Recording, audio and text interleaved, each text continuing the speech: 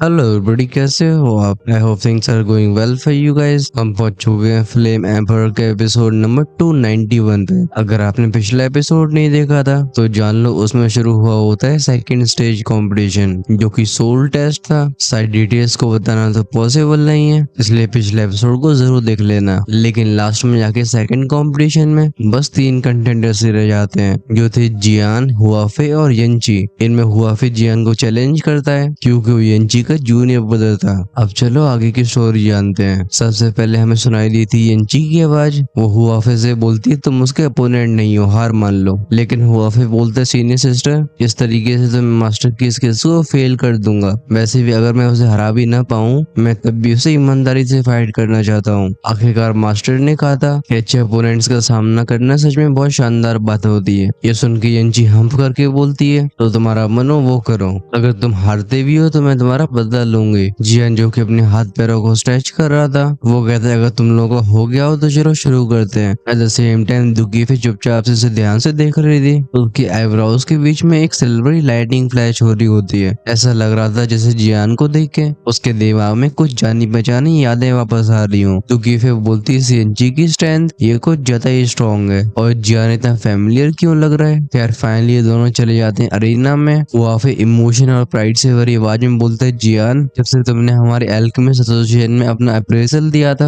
और हमारे कई रिकॉर्ड तोड़ डाले हैं, मैं तब से तुम्हें अपना ट्रू अपोनेंट मानता हूँ। उस दिन मैंने खुद से प्रॉमिस किया था कि मैं तुम्हें आमने सामने की बैटल में हराऊंगा। जियान अपने सिर को हिलाते हुए बोलते हैं, अगर ऐसी बात है तो चलो फाइट करते हैं। हालांकि हुआफे लेट से 2 स्टार 2 शहर में पहुंच चुका था और उसकी सोल पावर ही वॉइड ट्रेवल रेल में एंटर कर चुकी है। लेकिन जिस पॉइंट में ये बैटल शुरू हुई है, इसका रिजल्ट तभी डिसाइड हो चुका था। लेई अनाउंस करते हैं कंपटीशन शुरू किया जाए। उनके इन शब्दों में शुआ शुआ शुआ की आवाजों के साथ हुआफे और जियान की बॉडी से सोल पावर इरप्ट होती है। ये दोनों सफेद रंग की पावर्स थी जो बीच हवा में जाके क्लैश करने लगी थी। ऑब्जर्वर्स दोनों के बीच के गैप को तुरंत पहचान लेते हैं। हालांकि हुआफे भी काफी स्ट्रॉन्ग था, लेकिन जियान के सामने उसका टिकना इम्पॉसिबल होता है। अपनी हैंड से इसको चेंज करते हुए हुआफे रोर करके बोलता है, जियान, तुम्हें तो ये खुश नहीं होना चाहिए। उसकी सोल पावर एक सैवेज बीस्ट को बनाने लगी थी। जियान भी बिना कदम पीछे लेते हुए बोलता है, हुआंग क्वान डिवाइन एंगर। बज के साउंड के साथ उसके चारों तरफ का स्पेस ट्रेम्बल होता है और एक बड़ा सा जियान का गोल्डन फिगर एक ब्रूटल सोल अटैक को लॉन्च कर देता है। वो माइटी बीस्ट जिसे हुआफे ने जैसे जैसे बनाया था, वो वुहू करके अपने आप ही डिसइंटीग्रेट हो गया था। जियान का अटैक तब भी नहीं रुकता। हुआफे चिल्ला के बोलता है, डिफेंस। उसके सामने एक सोल लाइट शील्ड बन जाती है, लेकिन शील्ड जैसी अपेयर हुई थी, जियान का सोल अटैक इसके संपर्क में आता है। वो कहता है, ऐसा डिफेंस काम नहीं करने वाला, ब्रेक। उसकी इस हल्की आवाज के साथ वो सोल शील्ड थर्राने लगी थी। हुआफे दांती मीस के बोलता है, डैम इट। उसे फाइनली एहसास हो रहा था कि दोनों के सोल पावर लेवल्स में कितना बड़ा अंतर है। यंची कहती है, हुआफे, तुम्हें हार मान लेनी चाहिए, टाइम को वेस्ट मत करो। एक पल की हेजिटेशन के बाद हुआफे अपने सिर को हिलाता है, हार को मानते हुए अपने कदमों को पीछे लेता है। वैसे शुरुआत में हुआफे जियान को काफी जिद्दी टाइप का लग रहा था, लेकिन इसका ऐसा समझदारी भरा काम करना इसने जियान के दिमाग में उसकी रेपुटेशन बढ़ा दी थी। जियान कहता है, हुआफे सच में काफी एडमिरेबल है। खैर हुआफे के हार के साथ आती है ट्रू बैटल, जिसका लोग बेसब्री से इंतजार कर रहे थे। जियान सामना करेगा यंची का। लोग यंची को तो पहले से जानते थे, लेकिन जियान, जिसने ग्रैंड कंपटीशन की फर्स्ट स्टेज को एकदम डोमिनेटिंग तरीके से जीता होता है, वो इस कंपटीशन का सबसे बड़ा डार्क हॉर्स बन चुका था। इस वजह से लोग जानना चाहते थे कि क्या वो यंची के सामने भी अपनी जीत का सिलसिला जारी रख पाएगा। अरीना से जाने के बाद हुआफे अपनी खोपड़ी को खुजाते हुए यंची से बोलता, senior sister, I am sorry, मैं बस उसके कुछ ट्रम्प कार्ड्स को बाहर निकालना चाहता था। बात ऐसी थी कि हालांकि हुआफे और यंची ज्यादा बात नहीं किया करते थे, लेकिन इनकी रिलेशनशिप काफी अच्छी होती है। हुआफे क्लियरली अपनी स्ट्रेंथ का इस्तेमाल करके जियान की जीपीयू टेक्निक्स को रिवील करना चाह रहा था, लेकिन अनएक्सपेक्टेडली जियान इतना ओवरवेलमिंग है। यंची अपने सिर को हिला के बोलती, तुम, मुझे इसकी कोई जरूरत नहीं है, उसे हराने का मेरे पास इनफ कॉन्फिडेंस है। हालांकि हुआफे की इंटेंशन समझती थी, लेकिन वो भी अपनी प्राइड को बोलती नहीं है। अभी लेही की आवाज उसके कान में जाती है। वो कहते हैं, अब फाइनल्स, जियान वर्सेस यंची। इस मैच का विनर सेकंड राउंड का चैंपियन होगा। जियान के एक्सप्रेशंस भी थोड़े से सीरियस हो गए होते हैं। बिना फाइट करे उसकी इंट्यूशन बता रही थी कि यंची सोल पावर के मामले में उससे भी स्ट्रॉन्ग है, और इसके लिए काफी प्रेशर था। आगे बढ़ रही यंची की उस स्कर्ट के ऊपर के ट्रांसलूसेंट धागे काफी एलिगेंटली लहराते हैं। वो जियान से बोलती है, तुम्हारी सोल पावर कमजोर नहीं है, लेकिन तुम्हें अपना ध्यान द्यूकी को कल्टीवेट करने पे लगाया है, जिसे तुम सोल पावर पे इतना ध्यान नहीं दे पाए, इसलिए बैटल मैं ही जीतूंगी। ये बोलते बोलते उसकी बॉडी से एक हल्का सा सोल प्रेशर रिलीज होने लगता है। वो कहती है साथ में तुम्हें बताती हूँ कि पावरफुल एल्केमिस्ट के पास बस टॉप टियर की रिफाइनिंग स्किल्स ही नहीं होती, बल्कि वो अपनी सोल पावर का इस्तेमाल करके फालतू की परेशानियों को भी हल कर सकते हैं। येंची को ध्यान से देख रहा जियान मनी मन में कहता है, इस लड़की की सोल फोर्स सच में टेरिफाइंग है, बस इसे सहने में ही मेरा दिमाग घूम रहा है। जियान की नजरें लगातार येंची की कमजोरी ढूंढने की कोशिश करती हैं, लेकिन उसे कुछ नहीं मिलता। तभी येंची अपने हाथ को ऊपर करके बोलती है, सोल स्किल टियान है। ये कहते एक ही स्टैंड में पूरा का पूरा अरीना उसकी सफेद रंग की सोल फोर्स से भर जाता है। इसमें से कुछ सरसराने की आवाजें सुनाई देने लगती हैं। अगले ही मोमेंट में सोल पावर एक बड़ी सी व्हाइट रिवर का आकार ले लेती है। ये सफेद नदी एकदम हैवली रिवर लग रही थी, जो कि आसमान से अपनी पावरफुल सप्रेसिव फोर्स को लेकर नीचे आ रही हो, और इसके अंदर चर्न हो रहा था वो फ्राइटनिंग हो रहा। एक ही बार में से देखने पे जियान इसके अंदर की एनर्जी को समझ जाता है। वो कोल्ड स्नॉट के साथ बोलते हम। तभी येंची जियान की तरफ इशारा करके बोलती है, टियान है स्लैश। गूंजती है क्रैश की आवाज। वो नदी जो कि कई 100 मीटर तक फैली होती है, हमें से किसी बड़ी सी लहर में बदल के जियान की तरफ आगे बढ़ते हुए देखते हैं। जियान के एक्सप्रेशंस भी थोड़े से डार्क हो जाते हैं। वो अपनी सोल पावर को इकट्ठा करके अपने सामने एक मिल्की वाइट शील्ड को बनाता है। हालांकि डिफेंसिव स्किल थी, लेकिन जियान ने इसे हाल ही में सीखा था। जब हुआफेन ने इस नजारे को दूर से देखा होता है, उसके माथे पे कई ब्लैक लाइंस बन जाती हैं। वो बोलता है, इसने एक्चुअली मेरी स्किल को कॉपी कर लिया। ये सोल लाइट शील्ड एक्चुअली में उसकी टेक्निक थी। भले ही जियान इसके एसेंस यानी कि कोर को हासिल नहीं कर पाया हो, लेकिन तब भी उसका एक बार में इस्तेमाल करना ये उसकी टेरिफाइंग कॉम्प्रहेंशन एबिलिटी के बारे में बताता है। वहीं पे जब येंची जियान को हुआफे की डिफेंसिव सोल स्किल्स का इस्तेमाल करते हुए देखती है, उसे जियान के बारे में बिल्कुल कुछ नया मालूम पड़ता है। सिर्फ एक बैटल में अपने अपोनेंट की कॉम्बैट स्किल्स को सीख लेना ये कोई ऑर्डिनरी चीज नहीं थी। खासकर इस सोल रीना जहाँ पे बैटल्स इतनी जल्दी खत्म होती हैं, यहाँ ऐसा काम करके दिखाना। अब येंची हम्प यानी कि स्नॉट करके बोलती है, तुम्हारी डिफेंसिव सोल स्किल सच में अच्छी है। अफसोस की बात है कि तुम बस इसकी सतह तक पहुंच पाए हो। ये कहती क्रैश क्रैश क्रैश की आवाजों के साथ टियान रिवर जियान की शील्ड से प्रेस हो जाती है। जियान को सुनाई देती है ग्लब ग्लब ग्लब की आवाजें, और वो टेरिफाइंग स्पिरिचुअल प्रेशर उसके एक्सप्रेशंस काफी डार्क बना रहा था। उसे सोल प्रेशर के सामने ऐसा फील हो रहा था जैसे वो किसी बहुत बड़े जायंट के सामने खड़ा हो। इस लड़की को बिल्कुल भी अंडर एस्टिमेट न करते हुए वो फिर से अपने सोल अटैक को कंडेंस करता है। ये था हुआंगक्वान डिवाइन एंगर, लेकिन ये अटैक जिसने हुआफे को परेशानी में डाल दिया था, उसे येंची डॉज करने की कोशिश नहीं करती। आखिरकार उसके लेवल की पर्सनैलिटी के लिए ऐसी लो लेवल की टेक्निक्स बिल्कुल खतरा नहीं थी। तभी जियान जो कि उस नदी की लहरों में दबा हुआ था, उसकी बॉडी से एक और टेरिफाइंग फोर्स इरप्ट होती है। वो धाड़ के बोलते हैं सोल फायर टाइगर। उसकी सोल फोर्स वजह से एक जगह पे कंडेंस होने लगी थी। इस बार जो फियर्स रेड सोल टाइगर बना था वो पहले से अलग होता है। अब इसकी बॉडी को ढकने वाली वो प्योर रेड फ्लेम से नहीं होती है, बल्कि कुछ हल्की खाकी फ्लेम्स को भी देखा जा सकता था। ये भले कमजोर हो, लेकिन इन फ्लेम्स ने सोल फायर टाइगर की पावर को कई गुना बढ़ा दिया था। जियान की सोल पावर से बनने वाली एंटिटी को देख के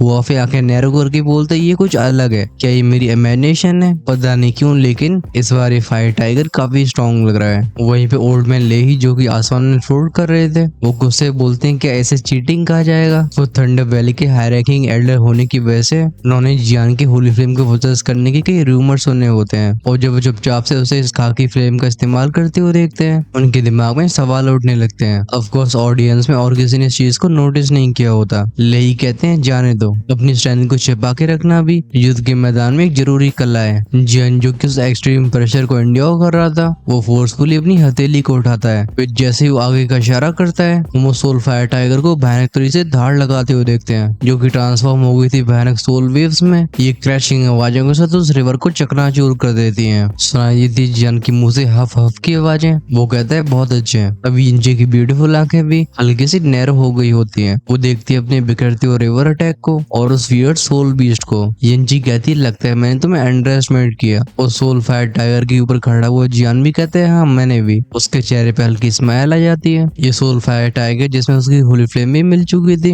अब जियान के पास वो स्ट्रेंथ थी कि वो येंची से बराबरी में फाइट कर सकता था। येंची को सोचने के बाद फिर से अपने हाथ को उठाती है, जिसे भयानक सोल फोर्स इरप्ट होने लगी थी। वो कहती है अपनी सोल पावर दुखियों को कंबाइन कर पाना तुम्हारा टैलेंट सच में ऑर्डिनरी नहीं है, लेकिन चलो इसे यहाँ पे खत्म करते हैं। उसके कहती है वो टेरिफाइंग सोल फोर्स चिज चिज की साउंड के साथ तेजी से गोल गोल घूमना शुरू हो जाती है, जिसे क्योटिक सोल स्टॉर्म बन गया था। और इसका डेंजरस ऑरा जियान को टारगेट बनाता है। सोल सॉलम एक्सप्रेशन के साथ वो चिल्ला के बोलता है फायर टाइगर। उसका हाथ हल्का सा सोल फायर टाइगर के फोरहेड पे प्रेस हुआ था, जैसे कि वो टाइगर जिंदा हो। हम उसे फायरी रेड और खाकी फ्लेम्स की अपने मुंह से धार लगाते हुए देखते हैं। उसके मुंह से बाहर आने वाली दोनों फ्लेम्स एक दूसरे में इंटेंगल होकर सोल स्टॉर्म की तरफ चली गई थी, जिस पर two coloured flames bang bang bang की आवाज के साथ स्टॉर्म से टकराती हैं। यंची का अटैक तुरंत ही सप्रेस हो जाता है। अपने सोल स्टॉर्म को डिसइंटीग्रेट होते हुए देख वो यंची परेशान होने की जगह पे स्माइल करती है। वो कहती है विंड। जब ये शब्द उसके होठों से बाहर निकले होते हैं, जियान का दिल अचानक से ट्रेम्बल हो जाता है। ऐसा लग रहा था उसका दिमाग जम गया हो। लगता है वो सही सोच रहा था, क्योंकि अगली पल क्रंच क्रंच बैंग की आवाजों के साथ वो ब्लेजिंग सोल स्टॉर्म फट जाता है। इसके वो ग्लास जैसे टुकड़े चारों तरफ से घूम घूम के टाइगर के ऊपर हमला करने लगते हैं। हालांकि जियान इसे होल्ड करने की कोशिश कर रहा था, लेकिन हम तब भी टाइगर की धज्जियां उड़ते हुए देखते हैं। जब लोग जियान के सोल फायर टाइगर को इस तरीके से डिसमेंटल होते हुए देखते हैं, वो कहते हैं सीएनजी की टेक्निक सच में विशियस है। तभी उस लड़की की उंगलियां मूव हुई थी। यंजी कहती है अभी खत्म नहीं हुआ। जब जियान यंजी के हाथों के मिस्टीरियस हैंडसील्स को देखता है, वो स्टन्ड हो गया था। जियान कहता है ये लड़की जो उसकी आखिरी हैंडसील फॉर्म होती है। यंजी का सोल पहले हल्का ट्रेम्बल हुआ था। वो सोल स्टॉर्म जो कि बिखर चुका होता है, उस जगह पे उसकी मेन सोल फोर्स इकट्ठी होती है। कुछ ही सेकंड्स में उस तूफान के बीच में से एक प्योर सोल पावर से बना बीस्ट कंडेंस हुआ था। ये सोल बीस्ट किसी उड़ने वाले क्रीचर जैसा लग रहा होता है। जब उसके वो पंख फड़फड़ाते थे, इस अरीना के स्पेस में क्रैक्स बन जाया करते थे। इवन ओल्ड मैन लेही जो कि आसमान में फ्लोट कर रहे होते हैं, ये सोल बीस्ट है, वो भी प्रेशर फील कर रहे थे। वो टिस्क टिस्क करके बोलते हैं ये यंची सच में एल्केमिस्ट एसोसिएशन के प्रेसिडेंट के असली सक्सेसर कहलाने की वर्दी है। इस लेवल का सोल फॉर्म ये नॉर्मल सोल पावर को पीछे छोड़ चुका है। ल्यूशिन जो कि इनिशियली जियान के लिए उम्मीद लगा के बैठी थी, अब वो चुपचाप से अपने सिर को हिलाती है। वो कहती क्या टेरिफाइंग सोल टेक्निक है और उसकी पावर इतनी ओवरवेलमिंग है, ये कुछ ज्यादा ही स्ट्रॉन्ग थी। अभी जियान उस लेवल तक नहीं था कि इस लेवल की सोल माइट से वो सीधा टकरा सके। सोलिडर लॉर्ड भी बोलते हैं इस लड़की की सोल पावर ये यंगर जनरेशन में सच में नंबर 1 कहलाने की वर्दी है।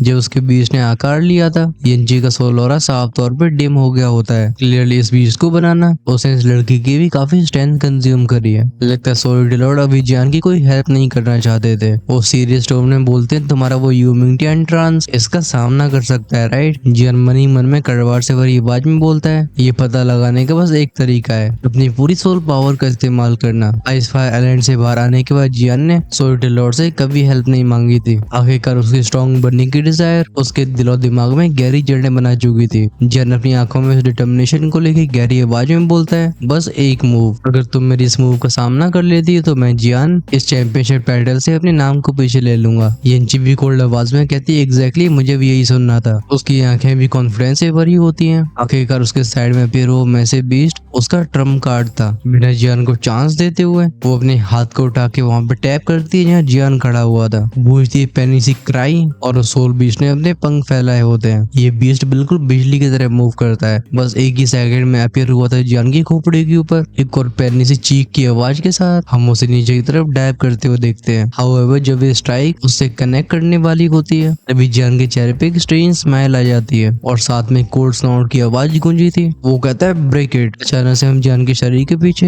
एक नॉर्मल सोल शैडो को बनते हुए देखते हैं, जो बूम की साउंड के साथ टकराया जाता है उस एवियन सोल बीस्ट से। दोनों के बीच में कई बार क्योटिक टकरावटें होती हैं, बट जियान के फाइनल अटैक नहीं था। अगले इंस्टेंट में उसके सोल पैलेस में से एक मैसिव सोल पावर बाहर निकलती है। ये था ह्यूमैनिटी एंट्रांस। यंची भी जानती थी कि जियान ऑल आउट जा रहा है। उसकी भी सोल पावर विजी विजी की आवाजों के साथ सीधा ट्रांसफॉर्म हो जाती है सोल साउंड अटैक में। चाहे बात हो यंची की या फिर जियान की, दोनों की साउंड वेव अटैक्स थे जो भी बज की आवाज के साथ एक दूसरे टकराते हैं। स्पेस चरमरा के फटने लगता है। ऐसा लग रहा था जैसे रियलिटी शिफ्ट हो रही हो। यंची ने भी सोचा नहीं था कि जियान के पास ऐसी टेरिफाइंग सोल पावर होगी। दाती मिस की बोलती डैम इट में हार नहीं सकती। इस मोमेंट में जिसकी सोल पावर हल्की से पीछे हट जाती है वो जरूर हारेगा। अरीना में क्रैकलिंग बूम बूम की आवाजें गूंज रही थी। दोनों की सोल पावर्स बहुत जल्दी स्पेस को इतना क्योटिक बना देती हैं कि वो स्पेशल डिस्टॉर्शन और थोड़ा अरीना से बाहर भी फैलने लगते हैं। हालांकि इस क्लैश को देखने में लेही को भी काफी मजा आ रहा था, लेकिन वो तब भी अपने सिर को हिला के बोलते हैं बस बहुत हो गया। इन दोनों लूनेटिक्स की वो सोल वेव एक डडम के साउंड के साथ उनकी बॉडी में से भयानक प्रेशर इरप्ट होता है, जिससे अरीना में होने वाली वो अर्थ शेकिंग बैटल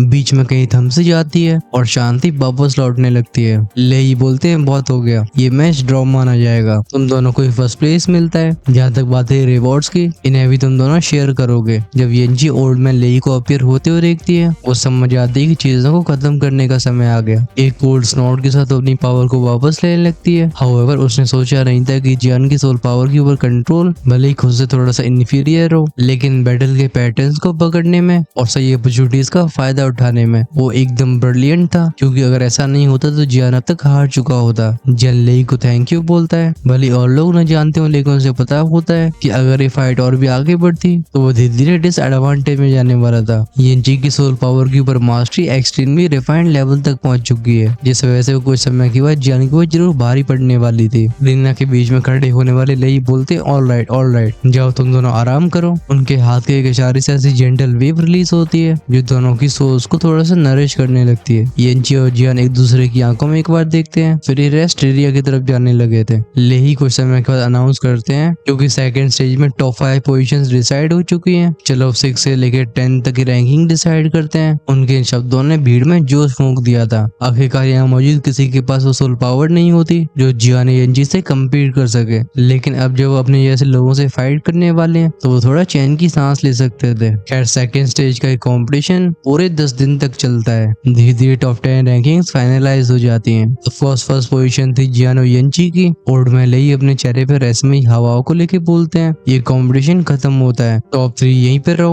बाकी लोग वापस लौट जाओ। काफी अर्ली थर्ड स्टेज शुरू होगी। कहा जा रहा है कि वो स्टेज आप सभी का सिर्फ इम्तिहान ही नहीं बल्कि इनाम भी होगी। ये सुन के दुखी फे अपना मुंह फुला के बोलती है ये बुढ़ा बातों को इतना घुमा क्यों रहा है। खुद वैली मास्टर की बेटी होने के बाद भी वो थर्ड स्टेज की कोई डिटेल्स नहीं जानती थी। उसका कंप्लेन करना बिल्कुल नॉर्मल था। खैर इससे पहले उसके दिमाग में और कोई आइडियाज आते लेई हंस के बोलते ही वैली मास्टर ने ऑर्डर दिया है कि इसमें दुखी फे भी पार्टिसिपेट करेगी। उनके शरीर से रिलीज होते एक पावरफुल सोल फ्लक्चुएशन जिसने पलक झपकते पांचों को ढक लिया था और फिर वो इस अरीना से गायब हो जाते हैं। जहाँ तक बात रही बाकी के पार्टिसिपेंट्स की तो इन्हें संभालने के लिए पहले ही स्टाफ मौजूद था। लेई का ग्रुप पहुंचा होता एक छिपी हुई लोकेशन में। यहाँ पहले से पावरफुल गार्ड्स इनका इंतजार कर रहे थे। लेही हुआफी और बाकी के कंटेस्टेंट्स को उन गार्ड्स के हवाले करके बोलते हैं ये दोनों सेकंड और थर्ड प्लेस के विनर्स हैं। फिर वो जियान येंची और दुखी फे को लेके इस जंगल की गहराई में चले गए थे। इस फॉरेस्ट से जियान को बहुत खतरनाक और फील हो रहा था। वो पूछता सीनियर हम कहाँ पे हैं। लेई स्माइल के साथ बोलते हैं डोंट वरी ये हमारी थंडर वैली का वेपन फोर्जिंग एरिया है। ओरिजिनली तुम लोगों के रिवॉर्ड्स पहले ही तैयार कर लिए गए थे, लेकिन क्योंकि तुम और येंची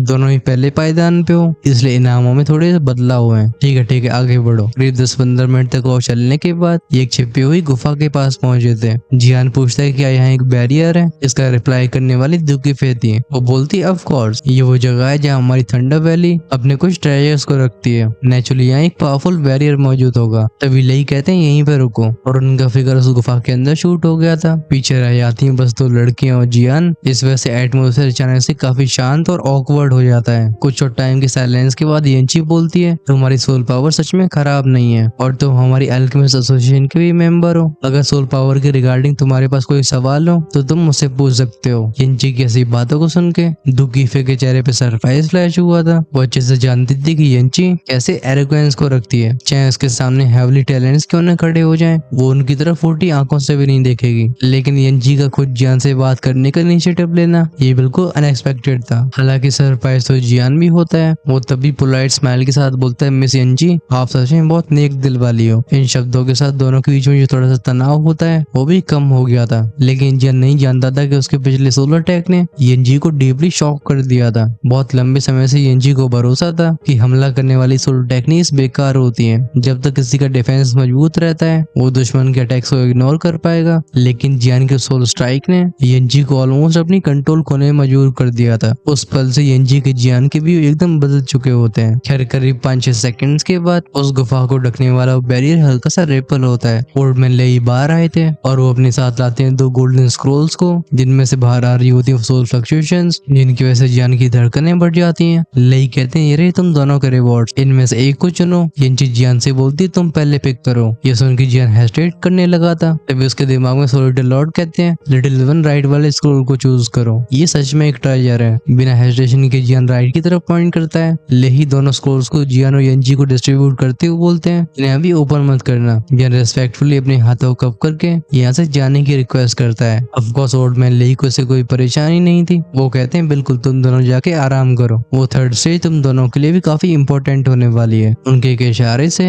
एक स्पेस की फोर्स जियान और येंची को ढक करके इन्हें उनके रिस्पेक्टिव क्वार्टर्स में पहुंचा देती है। फाइनली यहाँ पे पीछे रह के ली के एक्सप्रेशन थोड़े से सीरियस होने लगते हैं। वो खांसते हुए बोलते हैं, फेयर, क्या तुम भी कहीं जाने के बारे में सोच रही हो? दुखी फे अपनी वॉइस कोड के बोलती है, नहीं, मैं जल्दी वापस नहीं जाना चाहती। उसके स्पेशल स्टेटस की वजह से हर बार जब वो थंडर वैली से बाहर आने की कोशिश करती थी, उसे कोई न कोई वापस खींच के ले जाता था। लेही अपने सर को हिला के बोलते हैं, किसने कहा कि मैं तुम्हें वापस ले जा रहा हूँ? वैली मास्टर ने मुझे तुम्हें कुछ अच्छी ट्रेनिंग देने के लिए बोला है। वैसे भी अगर तुम ट्रेन नहीं करती हो तो क्या कंपटीशन की थर्ड स्टेज में तुम थंडर वैली की यंग मिस होने के नाम को खराब नहीं कर दोगी? फिर तुम्हें सजा भी मिल सकती है। ये सुन के दुखी फे की आंखें चमकने लगती हैं। वो खुशी के साथ नोट करके बोलती, सच में बहुत बढ़िया। अपने रेजिडेंट में वापस लौटने के बाद जियान तुरंत ही बेड पे जाके कोलैप्स हो गया होता है। वो अपने सर को हिला के साय करके बोलते हैं, हो इस बार सोल कंपटीशन सच में काफी क्लोज था। अगर तब लेही ने इंटरवीन नहीं किया होता तो शायद यंची जियान को हरा चुकी होती और वो सोल कंपटीशन की चैंपियन बनती। लगता है शुरुआत से अंत तक उसने यंची की सोल पावर को अंडर एस्टिमेट किया है। जब जियान जस्ट आराम करने ही वाला होता है, आखिरकार उसके स्पिरिचुअल पैलेस में वो स्पिरिचुअल स्ट्रेंथ भी काफी डल सी हो चुकी होती है। इसे रिप्लेनिश होने में समय लगेगा। लेकिन तभी सोल्जर लॉर्ड बोलते हैं, लिटिल गाय, तुम्हें जल्दी आराम कैसे कर रहे हो? चलो स्क्रोल को बाहर निकालो, उसके अंदर कुछ अच्छा मौजूद है। ये सुन के जियान बहुत टाकी बोलता है, स्क्रोल। वो तुरंत ही नोड करता है। साफ तौर पे यहाँ पे सेकंड स्टेज के रिवॉर्ड की बात हो रही है। उस गोल्डन स्क्रोल को अपनी स्टोरिंग से निकालते हुए जियान पूछता है, मास्टर ये कैसा ट्रेजर है? उस सोल डिवाइन टेलिस्मैन में से बाहर आने वाले सोल्जर लॉर्ड जियान के सर के ऊपर अपेयर होते हैं और उनकी नजरें उस गोल्डन स्क्रोल के ऊपर टिक गई थी। वो हंस के बोलते हैं, याद है मैंने तुम्हें कुछ सोल स्किल्स के बारे में बताया था? जियान नोट करके बोलते हैं, offensive skills, defensive skills. Soldier Lord confidence और प्राइड से भरी आवाज में उस स्क्रोल की तरफ पॉइंट करके बोलते हैं, अगर मैं गलत नहीं हूँ तो ये वो इंटरफेरेंस टाइप की सोल स्किल होगी। तुरंत ही शॉक की वजह से जियान की आंखें श्रिंक हो जाती हैं। वो बोलते हैं, क्या इंटरफेरेंस टाइप सोल स्किल?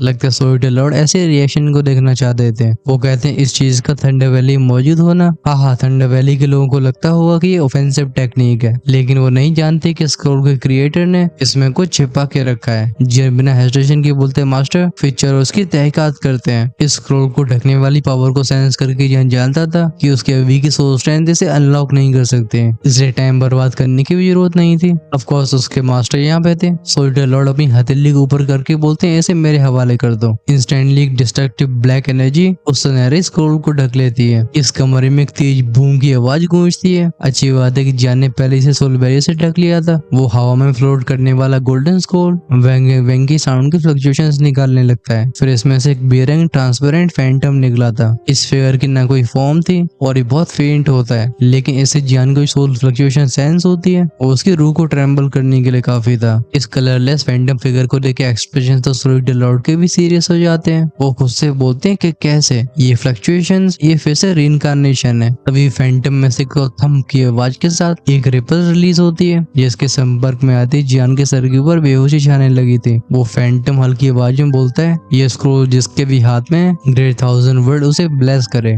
लगता है उसके आखिरी शब्द थे, क्योंकि अगली पल एक जेंटल सी गोल्डन एनर्जी में बदल गया होता है, जो कि गायब हो गई थी। इस फैंटम के डिसअपियर होते ही स्क्रोल को ढकने वाली सोल फोर्स भी चली जाती है। जियान पूछता है, मास्टर ये क्या था? सोल्जर लॉर्ड अपने सर को हिला के रिप्लाई करते हैं, लगता है स्क्रोल को क्रिएट करने वाला रीइंकार्नेशन के रियल में एंटर कर चुका होगा। जियान स्टंड आवाज में कहता है, रीइंकार्नेशन? जैसी सोल फ्लक्चुएशंस जियान को सेंस हुई थी, साफ तौर पे वो फिगर अपने टाइम पे एक सुप्रीम एग्जिस्टेंस रहा होगा, लेकिन ऐसे पावरफुल बीइंग का भी रीइंकार्नेशन में चले जाना, अब जियान के दिल में इविल रेस का और भी खौफ भर जाता है। तभी सोल्जर लॉर्ड स्क्रोल को जियान को देते हुए बोलते हैं, इसकी फ्लक्चुएशंस को सेंस करके लगता है इसका नाम बुक ऑफ रीइंकार्नेशन में जरूर होगा। अगर किस्मत सच में अलाउ करती है तो भविष्य में तुम उससे जरूर मिल पाओगे। यहाँ पे सोल्जर लॉर्ड जिस बुक ऑफ रीइंकार्नेशन की बात कर रहे थे उसे कहा जाता है बुक ऑफ समसारा। वो कहते हैं, चलो अभी के लिए खजाने को देखो। जियान स्क्रोल की तरफ देख के नोट करता है। वो एनर्जी फैंटम के बारे में और नहीं सोचता। जैसे जियान की सोल पावर इस चीज के अंदर गई थी, हम उस स्क्रोल को फर की आवाजों के साथ खुलते हुए देखते हैं। फिर इसमें से वेगम करके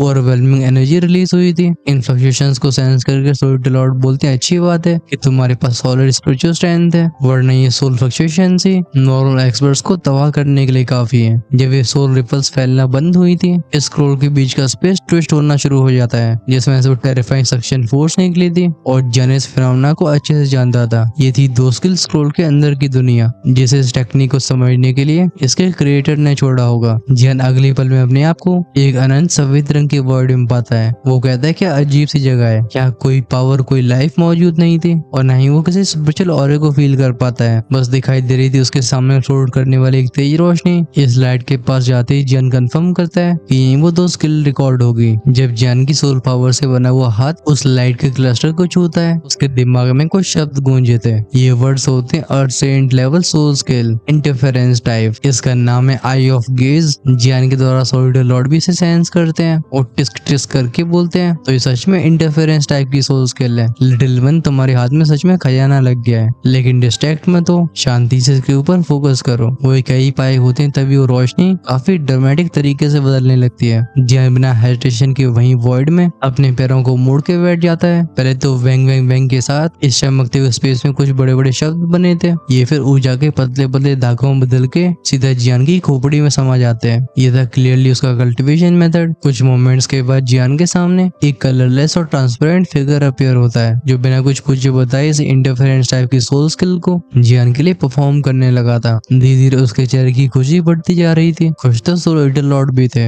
ये प्रक्रिया एक लंबे समय तक चलती रही थी। अंत में जाके वो फैंटम फिगर जियान के सामने बैठ गया होता है और उससे बाहर आने वाली सोल वेव्स उसकी हथेली के ऊपर इकट्ठी होने लगती हैं, जहाँ पे काफी यूनिक ट्रांसफॉर्मेशन हो रही थी। जब वो फिगर अपनी हथेली को जियान की हथेली से जोड़ता है, फाइनली हम उसके हाथ के बिल्कुल बीच में किसी मेडिसिन पिल के बराबर एक अकेली आंख को अपीयर होते हुए देखते हैं। जियान इंस्टिंक्टिवली बोलते हैं आई ऑफ गेज। इस आंख के आकार लेते ही जियान महसूस कर पा रहा था कि अगर अपनी पूरी सोल पावर का इस्तेमाल करके भी इस आई ऑफ गेज का विरोध करने की कोशिश करता है, तब भी उसकी एनर्जी उसकी बात नहीं मान रही है। इस पर वो कोई भी टेक्निक परफॉर्म नहीं कर सकता था। वो फाइनली खुद से एक सेटिस्फेक्शन से भरी स्माइल के साथ बोलता है, तो इस सोल स्किल में सबसे स्ट्रॉन्गेस्ट इंटरफेरेंस सोल स्किल है। खैर, क्या ये सच में स्ट्रॉन्गेस्ट है, ये तुम्हें तब मालूम पड़ेगा जब इस सोल स्किल के सामने उसके दुश्मन बिल्कुल घुटनों पे आ रहे होंगे। चलो हम जियान को थोड़ा समय देते हैं, जिससे वो अपनी नई टेक्निक से थोड़ा सा फैमिलियर हो सके और तुम्हारा भाई थोड़ा सा आराम कर पाए। क्या कहते हो? नेक्स्ट एपिसोड भी कई सरप्राइजिंग चीजों से भरा होगा, क्योंकि हमारा उसमें पूरा फोकस थंडर टूम के ऊपर होगा। इसके सारे राज खोलने सही नहीं है, इसलिए नेक्स्ट एपिसोड का इंतजार करो। और अगर आपसे इंतजार नहीं हो रहा है तो हमारे पास उसका भी सोल्यूशन है। आप हेल गार्डन की प्रीमियम कम्युनिटी का हिस्सा बन सकते हो। मेंबरशिप को ज्वाइन करने से हम हर शाम को जिन अर्ली एक्सेस वीडियोस का अवेलेबल करवाते हैं, आप उन्हें एंजॉय कर पाओगे। और अगर उससे पेट न भरे, हमेशा औरों से 2 से 3 एपिसोड आगे रहना चाहते हो, तो अपने लेवल्स को इमोर्टल एम्परर या उसके ऊपर अपग्रेड कर सकते हो। ज्वाइन का ऑप्शन मिलेगा चैनल के होम पेज पे। वैसे ये एक्सप्लेनेशन आपको कैसे लगी कमेंट्स में लेकर जरूर बताना। ऑनेस्टली मुझे इसमें काफी मजा आया। हमने जानबूझ के बैटल सीन्स को थोड़ा छोटा कर दिया था, जिससे हम जल्दी से कंपटीशन की फाइनल स्टेज तक पहुंच सके। Stay healthy, tata, bye bye.